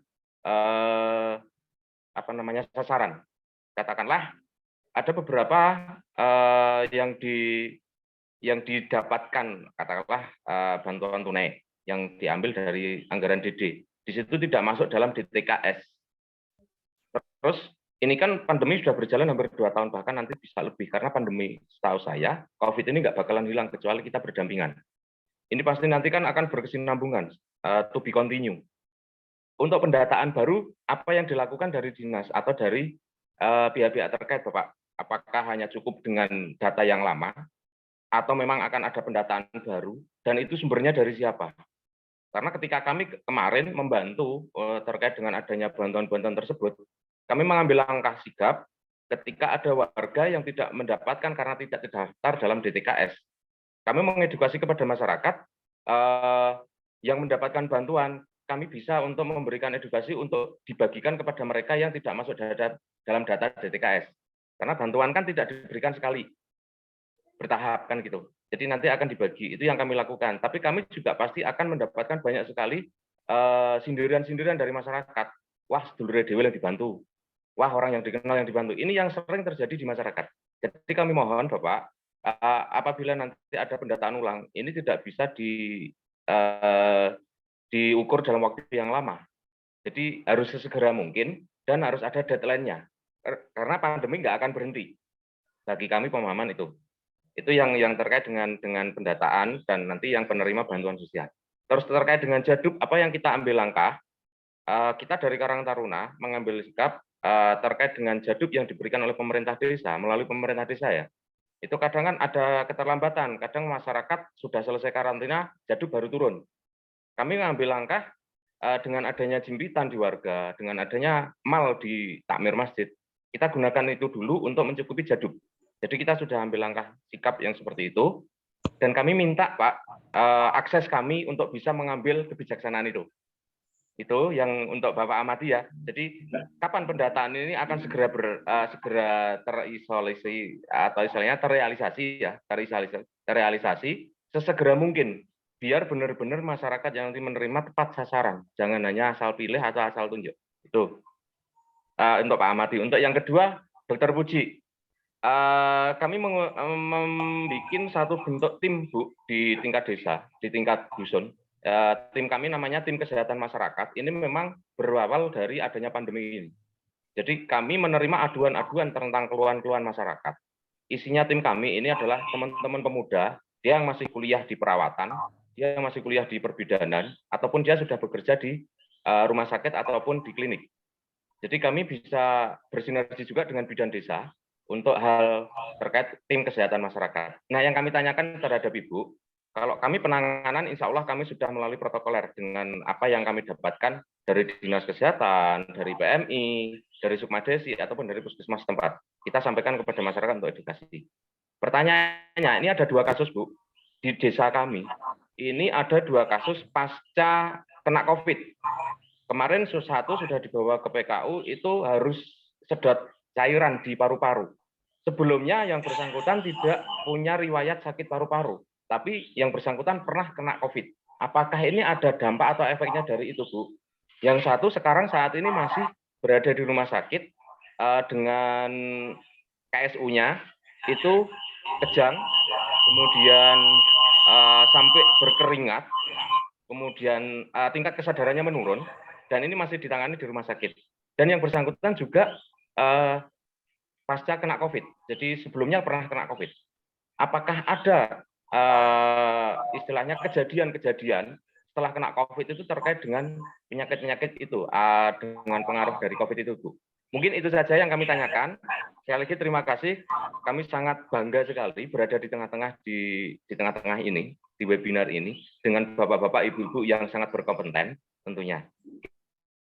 Itu jelas. Terima kasih. Mudah-mudahan nanti bisa mewakili yang lainnya. Dari saya cukup sekian. Assalamualaikum warahmatullahi wabarakatuh. Waalaikumsalam.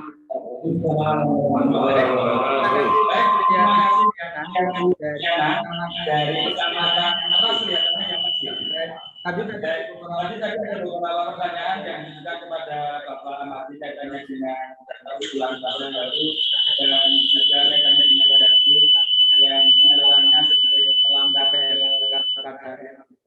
Baik, terima kasih untuk Bapak Amati, mohon untuk ditanggapi Bapak.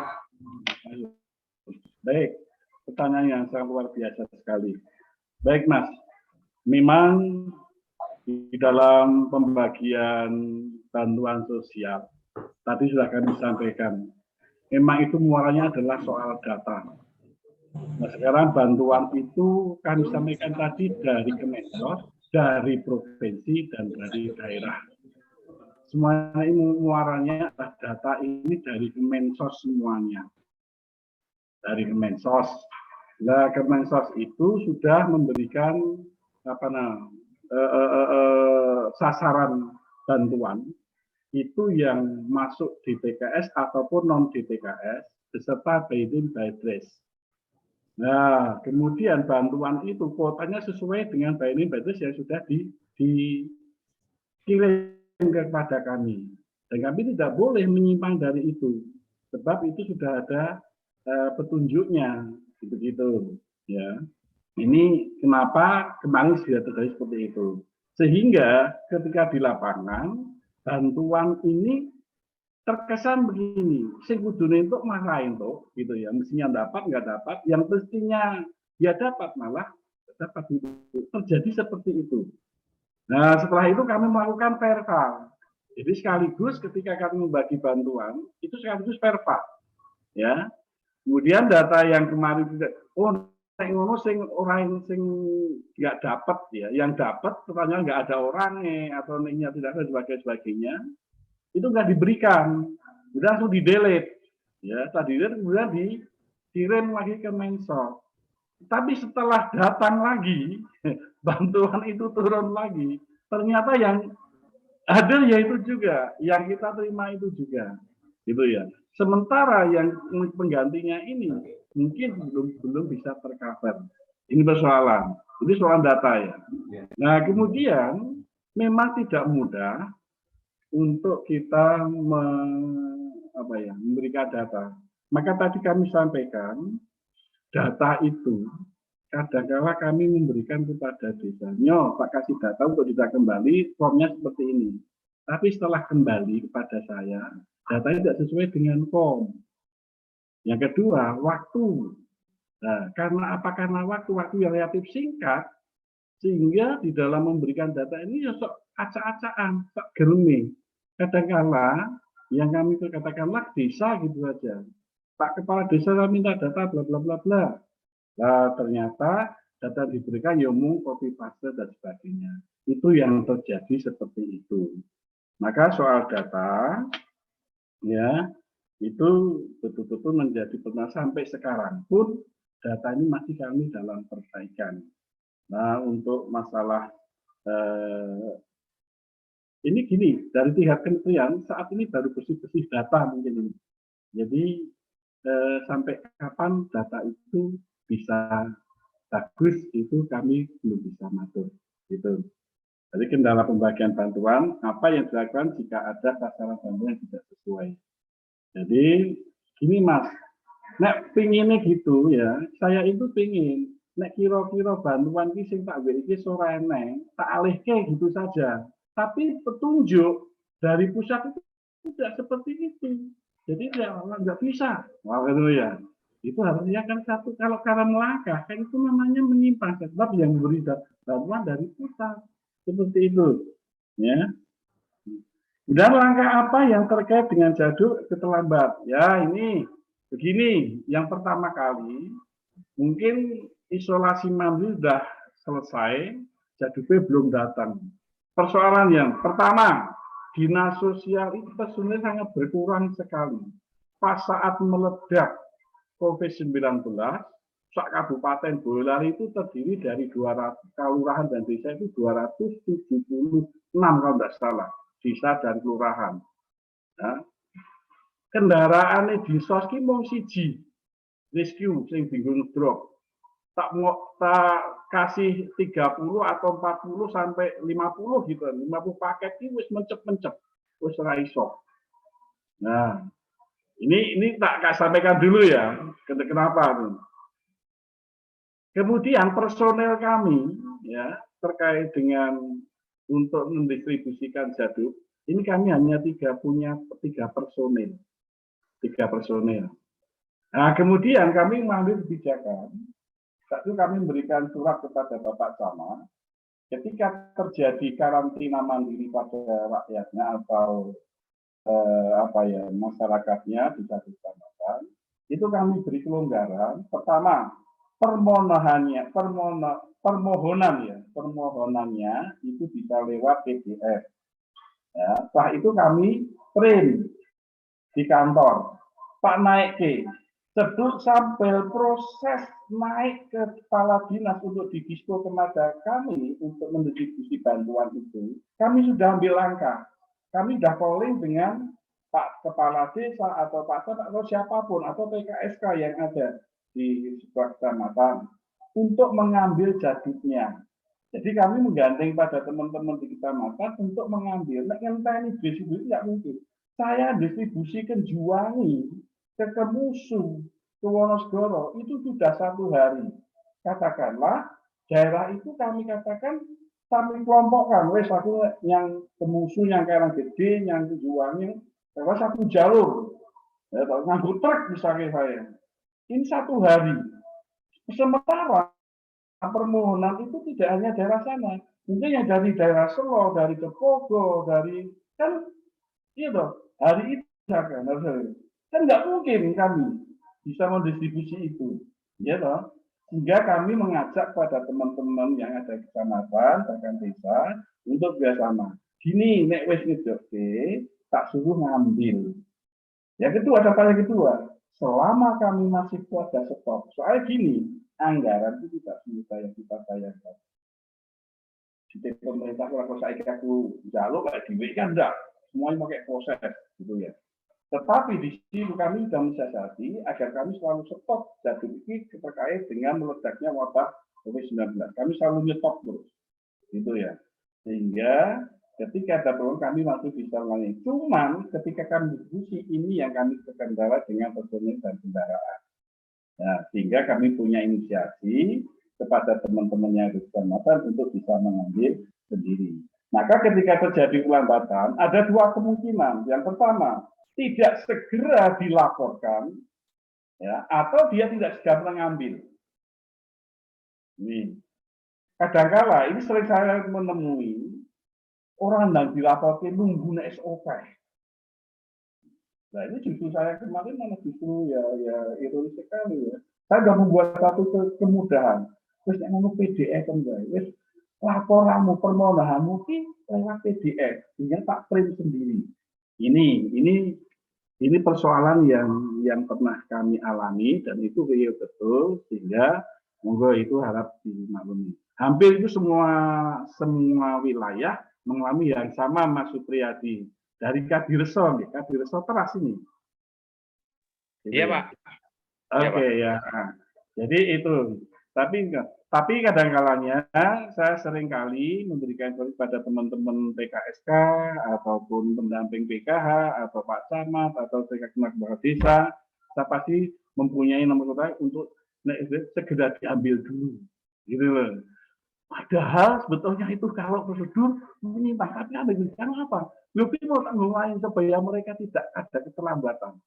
Permohonan ini WDM, Mas, orang kudu teko kene sih. PDF tak print nang kene dhewe, tak naike. Saya udah komunikasi dengan Pak Kepala Dinas. Nah, kami bisa melayani dengan cepat. Nah, itu tadi. Tapi ketika kami tidak mampu mendistribusikan, mesti kami ngajak teman-teman desa atau TKSK, dulu bisa diambilkan. Siapa yang bisa ngambil silahkan ngambil. Nah, bahkan BSA, BAST-nya, berita acaranya ya untuk penerimaan itu kadang-kadang saya belakangan. Itu yang pernah kami siasati terkait dengan persoalan. Tapi itu tadi, Mas. Jadi sebagai catatan, kami ini hanya 3 personel, ya. Sementara kami melayani 276 kelurahan dan desa, dan semuanya itu terkena hal yang sama. Wabah mendesak kabeh.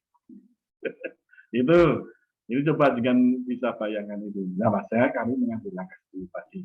Soal data, ini kami melakukan verbal, ya, verifikasi, validasi, dan pendataan seperti pada kemarin. Ketika pencairan sekaligus kami melakukan verifikasi dan validasi.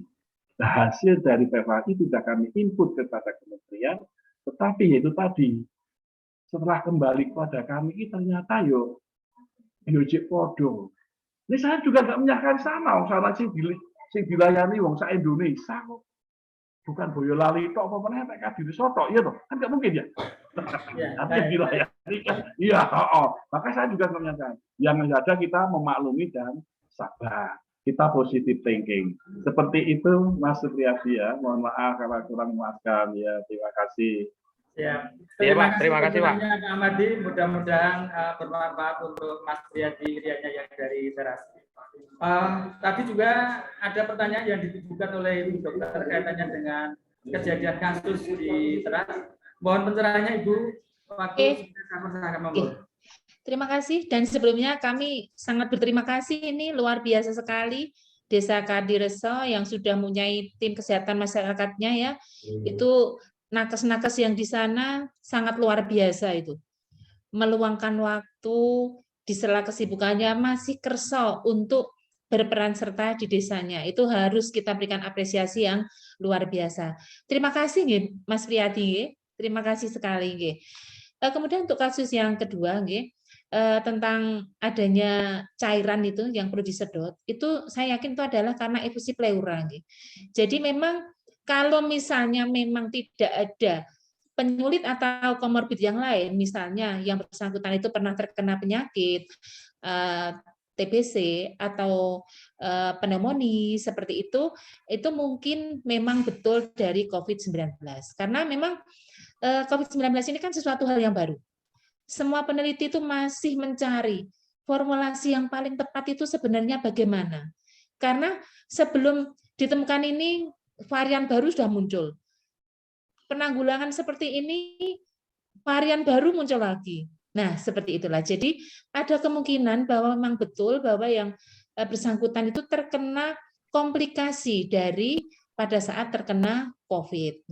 Salah satunya adalah timbunan cairan itu tadi, karena itu adalah produk dari pada saat yang bersangkutan terkena infeksi COVID-19, peradangan, yang terkena itu kan selaput kantungnya ya, kantung parunya. Ya, itu namanya efusi pleura. Jadi memang harus dikeluarkan. Kalau tidak, otomatis yang bersangkutan tidak bisa bernafas dengan sempurna karena ada cairan yang menghalangi pada saat paru itu mengembang. Begitu. Untuk yang kejang, itu juga mungkin juga karena efek samping atau komplikasi dari COVID. Karena COVID sendiri bisa menimbulkan komplikasi secara neurologis, di antaranya adalah hal seperti itu. Jadi memang COVID-19 ini karena tidak terlihat, tidak bisa diraba, jadi akhirnya memang percaya dan tidak percaya itu masyarakat itu memang sangat besar, sehingga kalau sudah ada efeknya baru mereka akan bilang, oh ternyata COVID itu ada. Tetapi kalau selama belum pernah terkena, mungkin akan bilang COVID itu adalah sesuatu hal yang berbeda. Begitu yang bisa saya sampaikan. Kalau kurang puas mungkin bisa ditanyakan lagi. Terima kasih. Ya dok.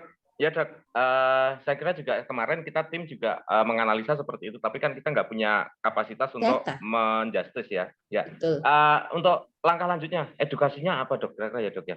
Biar masyarakat nanti bisa ketika habis pasca kena COVID, yang lebih baik dilakukan masyarakat yang pasca kena COVID harusnya kita edukasi apa ya dok ya? Karena itu nanti akan ada istilahnya kejadian pasca COVID kan gitu. Dan ini sudah sebenarnya 3, Dok. Yang satu MD sudah meninggal dunia. Itu juga kemarin ternyata di paru-paru itu banyak sekali lendirnya, sehingga sudah sangat tidak mungkin lagi untuk dilakukan penyedotan dan pada akhirnya koma dan meninggal. Nah, yang 2 ini, yang satu sudah sembuh, yang satu sekarang tadi malam kita antar dari tim mengantar ke rumah sakit dan posisinya memang kejang. Nah, ini edukasi apa yang kita lakukan, Dok, untuk ke masyarakat terkait dengan pasca COVID ini?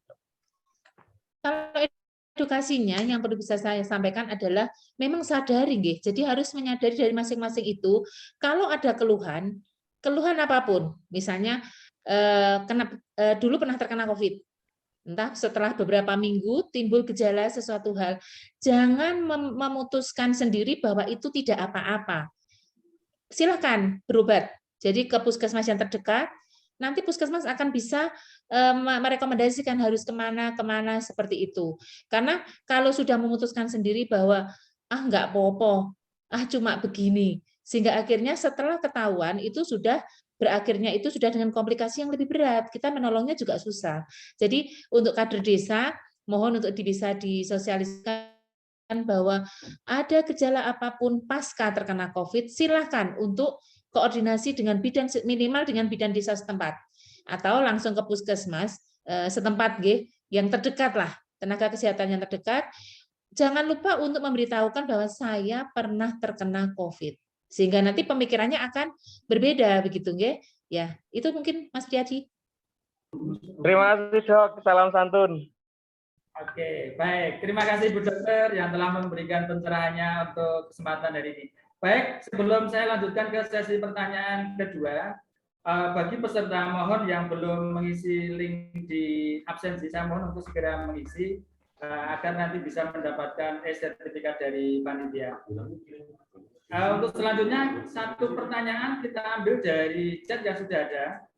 Ini dari Mas Goles.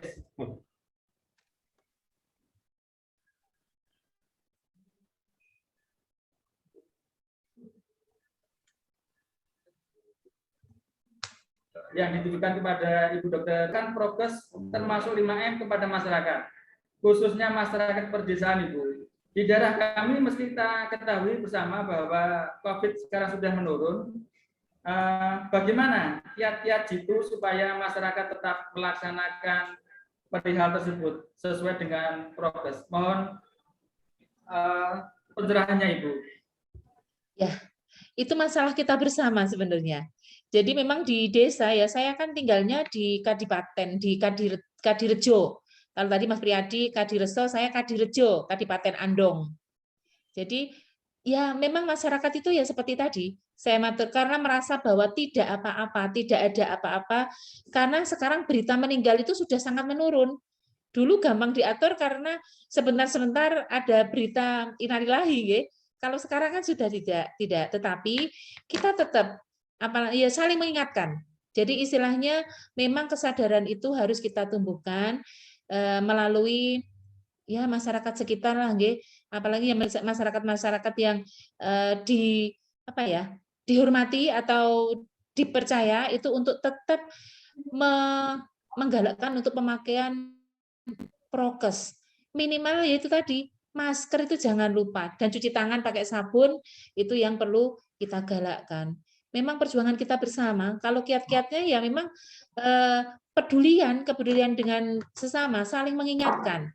Maskermu melindungiku, maskerku melindungimu. Jadi istilahnya kita harus selalu mengatakan hal seperti itu. Kalau saya praktek di tempat kami, itu saya sediakan masker. Kalau yang tidak pakai, cara kita edukasi memang saya berikan.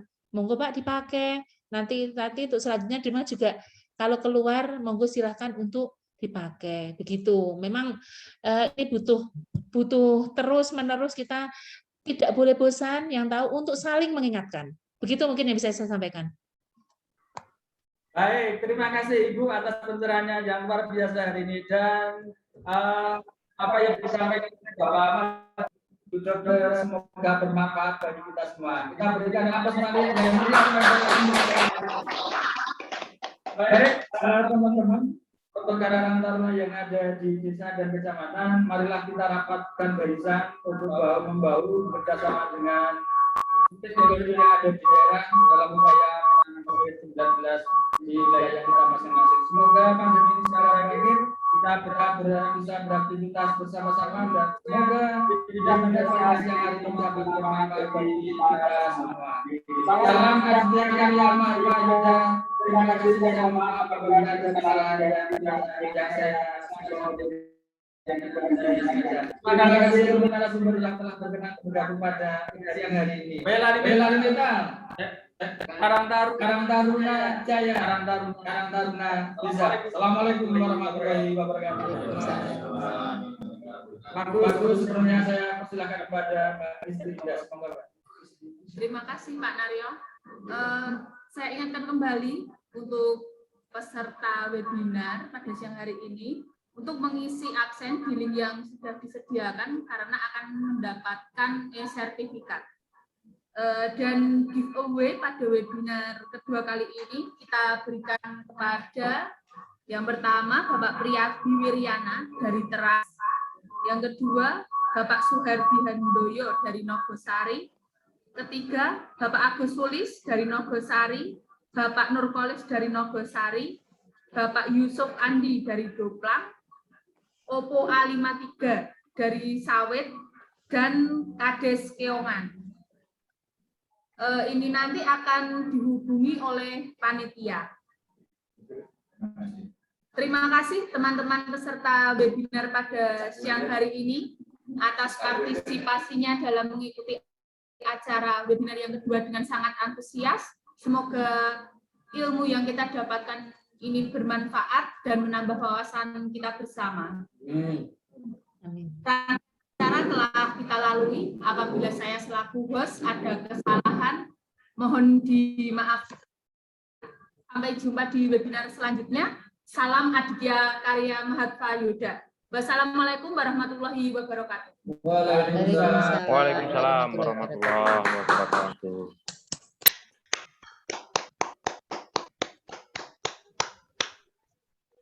Terima kasih untuk semuanya, Bu Dokter, Pak Amadi, matur nuwun.